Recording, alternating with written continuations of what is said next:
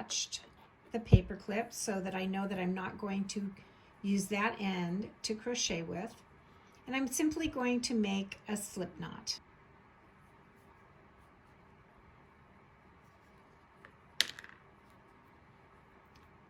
Once I've created my slip knot, I will chain 3.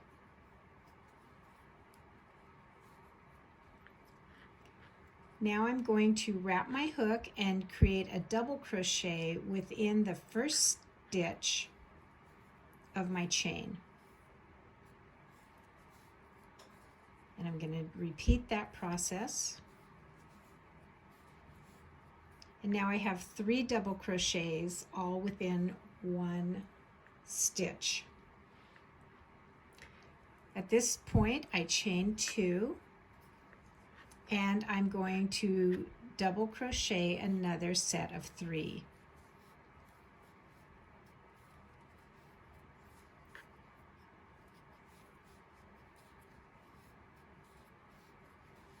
In double crocheting, you wrap, insert, wrap, 3 loops are on your hook, and you pull through 2, wrap, and pull through 2. Now we have a second set of double crochets with a chain, 2 chain stitches in between. We're going to do that one more time. Chain 2, and going back into the same hole, we're going to do 3 double crochets.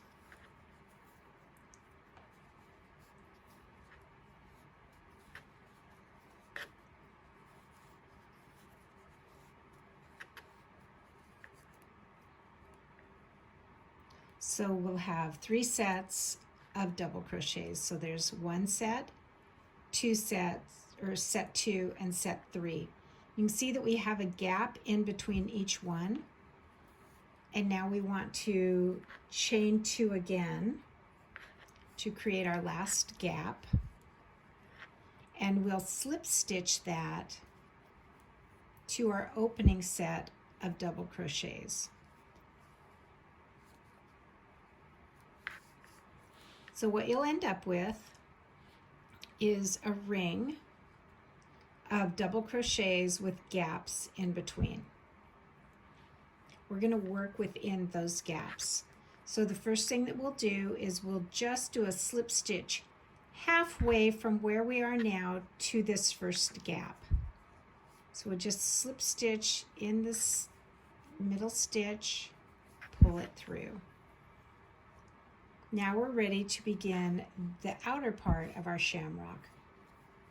So we're triple crocheting at this point, and to do that you wrap your yarn twice around your hook.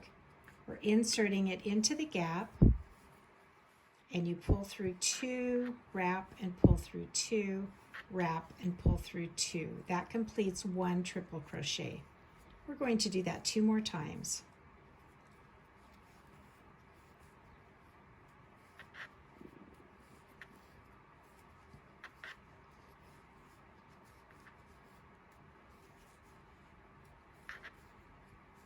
So now we have 3 triple crochets in the first gap, and we want to make this little indentation in our shamrock.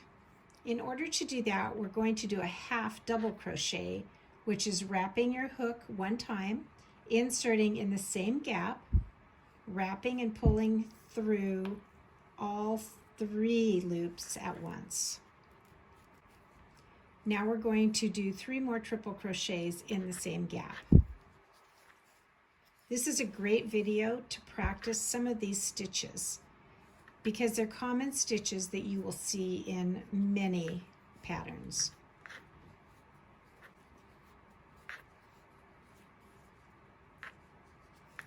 So we finish our 6th triple crochet in that gap with a half double crochet in between.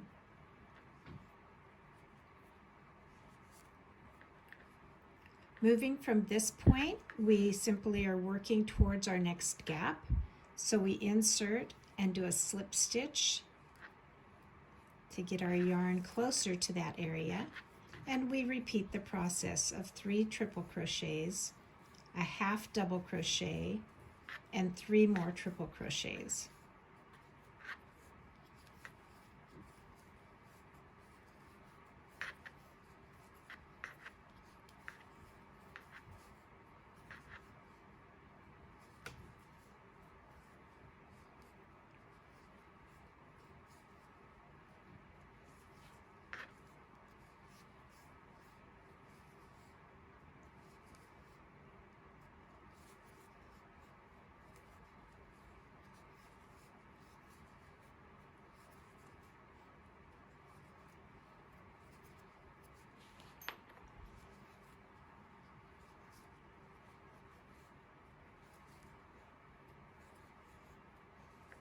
You can see as you pull this out that you are creating these circles around your shamrock. So now we're heading into our 3rd gap.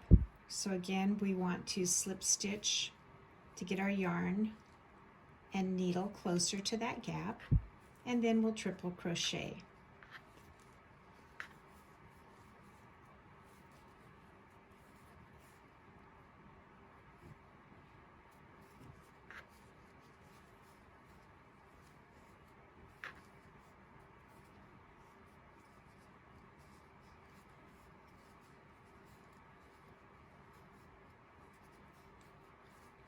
And then 1 more half double crochet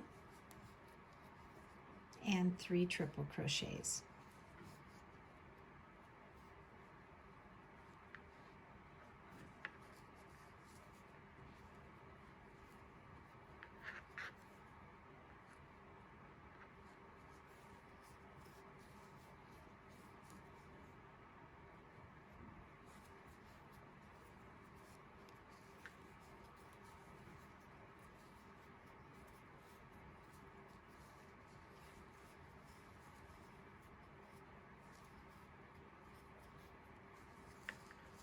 Now you can see that we have all 3 leaves of our shamrock done. And at the end of this triple crochet, we're going to come down to the very beginning. We want to come right into this stitch in between our sets of triple crochets. And we want to join with a slip stitch. What you're doing is bringing your yarn back to center in preparation for making the stem. So to make the stem, we're going to crochet, single crochet 8 times. 1, 2, 3, 4, 5, 6, 7, 8. Then you're going to make a double crochet in the 4th stitch from the chain, from your hook. So just count 1, 2, 3, 4. Be as close as you can. If you're kind of off, it's not really going to matter if you're in the 4th or the 5th. We're just thickening up the base of our stem when we do this. So after you've made that double crochet and created this bottom to your stem, you're simply going to single crochet in each of the remaining stitches of your stem.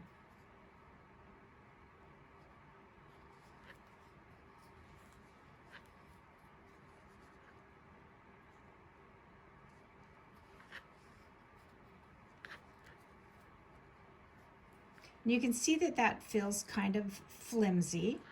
So we're going to come right in here at the base again and just slip stitch to join. And that brings your base back up to center. Now you want to clip off your yarn because you've completed your shamrock. Just pull that through to fasten it off. And then you can tell that it's a little bit off center, but we're going to correct that with our needle. As we tie these ends in to our shamrock, we can stiffen up the stem of our shamrock. So I've just inserted the yarn through my needle, and I'm looking to see where I might want to tie this off. I'm going to go ahead and turn my shamrock over, and working on the back side, I'm simply going to weave the tail back up through my shamrock. And it seems to do best if you weave along some of your thicker base stitches. And just take a few stitches in here to tie off the end.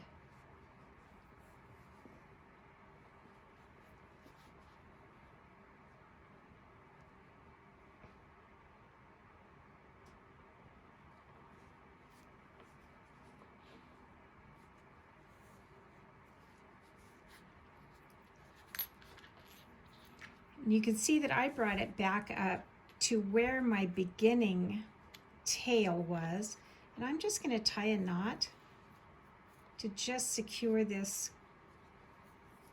nice and tight. And then I'm going to continue to weave in through a couple more stitches, again wherever it looks right.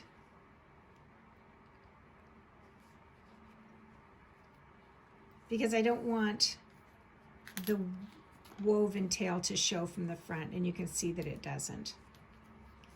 Then once it's in there securely, I'll pull it a little bit tight, cut it close, and the end will disappear inside my shamrock.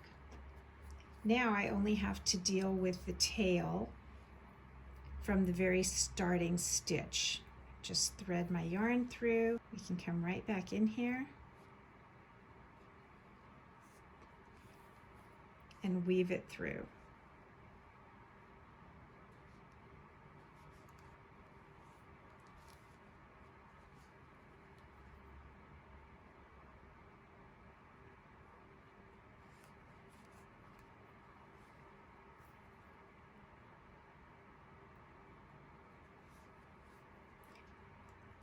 Once you've made one or two using this pattern, you will get very quick at making these. So I hope this is a great practice tutorial for you and a fun project as we prepare for St. Patrick's Day.